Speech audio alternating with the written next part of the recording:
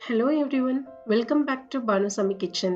இன்னைக்கு நாம என்ன ரெசிபி பார்க்க போறோம்னா நம்ம கல்யாண வீடுங்கள்ல கிடைக்கிற ரவை கேசரி எப்படி செய்யலான்றத பார்க்கலாங்க. நார்மலா நம்ம கேசரி செய்யும் போது கொஞ்ச நேரத்திலேயே ஹார்ட் ஆயிடும். ஆனா இந்த ப்ரொசீஜரை கரெக்டா ஃபாலோ பண்ணி செய்யுங்க. உங்களுக்கு இது நல்ல சாஃப்டா சூப்பரா டேஸ்டாவே இருக்கும். வாங்க இது எப்படி செய்யலான்றத பார்க்கலாம். வீடியோக்குள்ள போறதுக்கு முன்னாடி மறக்காம சப்ஸ்கிரைப் பண்ணுங்க அண்ட் பெல் ஐகானை கிளிக் பண்ணுங்க. இதோட இன்கிரீடியன்ஸ் லிஸ்ட் எல்லாமே நான் கீழே டிஸ்கிரிப்ஷன் பாக்ஸில் கொடுத்துருக்கேன். அதையும் மறக்காம செக் பண்ணிக்கோங்க. கடாய் எடுத்துக்கோங்க. இதில் அரை கப் அளவுக்கு நெய் சேர்த்துக்கோங்க.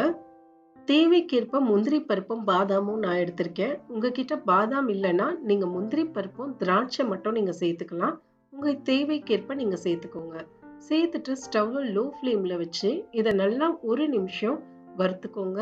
லோ ஃப்ளேம்லேயே வச்சு வறுத்துக்கோங்க. அது நல்லா பொன்னிறம் ஆகுங்க. இப்போ பார்த்தீங்கன்னா இது நல்லா கோல்டன் கலரில் வறுத்தாச்சுங்க. இதை ஒரு பக்கமாக நம்ம எடுத்து வச்சிடலாம். நெய் அப்படியே இருக்கட்டும்ங்க. வெறும் பருப்பை மட்டும் நீங்கள் இதை ஒரு பக்கமாக ஒரு தட்டில் எடுத்து வச்சுக்கோங்க. இப்போ அதே நெய்யில் ஒரு கப் அளவுக்கு நான் ரவை எடுத்திருக்கேங்க. இது வந்து 250 ml கப்பு. உங்ககிட்ட இந்த மாதிரி கப் இல்லாத பட்சத்தில் நீங்கள் ஒரு கிளாஸோ இல்லை கிண்ணமோ எடுத்துக்கோங்க. நீங்கள் எதில் ரவையை அளக்குறீங்களோ அதில் தாங்க தண்ணியும் நம்ம அளக்கணும். ஒரு கப் ரவையை சேர்த்துட்டு அடுப்பு தீய மிதமான சூட்ல வச்சு 2 நிமிஷம் இதை நல்லா வறுத்துக்கோங்க. நீங்க வறுக்க நல்லா அது பொன்னிறம் ஆயிட்டே வருங்க. அப்படியே ஸ்மெல்லும் வாசனையும் நல்லா வந்துகிட்டே இருக்கும். லோ ஃப்ளேம்லயே வச்சு வறுத்துக்கோங்க. ஹை ஃப்ளேம்ல வைக்காதீங்க, கருகிடுங்க. பாருங்க, இதுதான் கரெக்ட் கன்சிஸ்டன்சி. 2 நிமிஷத்துக்கு அப்புறம் இப்படிதான் இருக்குங்க. ரவை நல்லா வறுத்தாச்சு. இப்போ நாம இதுல தண்ணி சேர்த்துக்கலாம். ஒரு கப் ரவைக்கு 3 கப் அளவுக்கு நான் சுடு தண்ணி சேர்த்துருக்கேங்க. நீங்க எந்த கப்ல ரவை அளக்குறீங்களோ அதே கப் அளவுக்கு தண்ணி இதுல சேர்த்துக்கோங்க. 3 கப் அளவுக்கு சுடு தண்ணியை சேர்த்துட்டு ஸ்டவ்வை லோ ஃப்ளேம்லயே வச்சுக்கோங்க. இந்த ஃபுல் ப்ராசஸும் நம்ம லோ ஃப்ளேம்லயே வச்சு செய்யணுங்க. நல்லா இந்த மாதிரி கிளறிக்கோங்க. நீங்க ஹை ஃப்ளேம்ல மீடியம் ஃப்ளேம்ல வச்சீங்கன்னா ஒரு மாதிரி கட்டிகள் மாதிரி ஃபார்ம் ஆயிடுங்க. ரவை அந்த தண்ணி எல்லாமே எவ்வளவு அழகா இழுத்துடுச்சு பாருங்க. இதுல கொஞ்சமா ஒரு பிஞ்ச் அளவுக்கு குங்குமப்பூ சேர்த்திருக்கேன். உங்ககிட்ட குங்குமப்பூ இருந்தா சேர்த்துக்கோங்க. இல்லைன்னா இதை விட்டுருங்க, ஆப்ஷனல் தான். குங்குமப்பூ சேர்த்துட்டு நல்லா இதை ஒரு நிமிஷம் லோ ஃப்ளேம்லயே கிளறிக்கோங்க. இப்ப நாம இதுல சர்க்கரையை சேர்த்துக்கலாம். எப்பவுமே ரவை நல்லா வெந்த பிறகு சர்க்கரையை சேர்த்துக்கோங்க.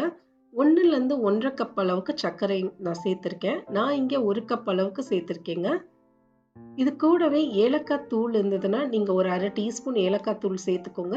இல்லாதவங்க 3 ஏலக்காவை இந்த மாதிரி தட்டி சேர்த்துக்கோங்க. சர்க்கரையை சேர்த்ததும் சர்க்கரையில இருக்கிற தண்ணி எல்லாமே அப்படியே விடுங்க. பாருங்க, இந்த கன்சிஸ்டன்சில இருக்கும். ஏன்னா நம்ம எந்த தண்ணியும் ஊத்தல. சர்க்கரை கரைய நமக்கு இந்த மாதிரி தண்ணி கன்சிஸ்டன்சில வரும். இதுல கொஞ்சமா கலர் சேர்த்திருக்கீங்க. கேசரினா கலர் இல்லாம எப்படி, அதனால கேசர் கலர் கொஞ்சமா சேர்த்திருக்கேன்.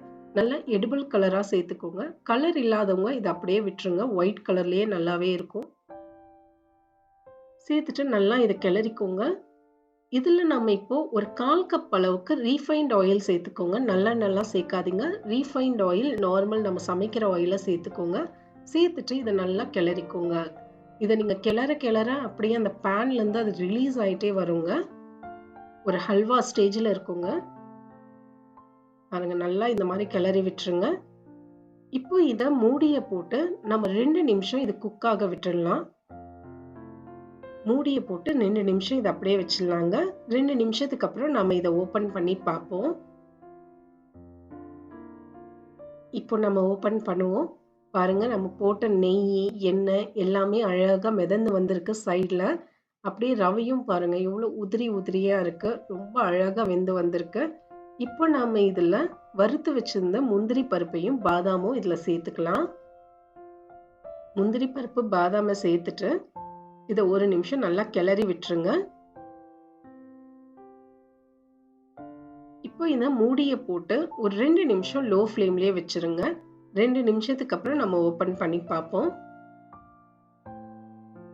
இப்போ நம்ம ஓபன் பண்ணி பார்ப்போங்க. பாருங்க, நம்ம போட்ட நெய் பிளஸ் எண்ணெய் எல்லாமே அழகா சைட்ல மிதந்து வந்திருக்கு. அப்படியே அழகா உதிரியா இருக்கு. ஒரு கரண்டி எடுத்து நீங்க இந்த மாதிரி போட்டீங்கன்னா அது அழகா விழணுங்க. நம்ம கல்யாணங்கள்ல சாப்பிடுற அதே அளவுக்கு டேஸ்டா சூப்பரா இருக்கும்.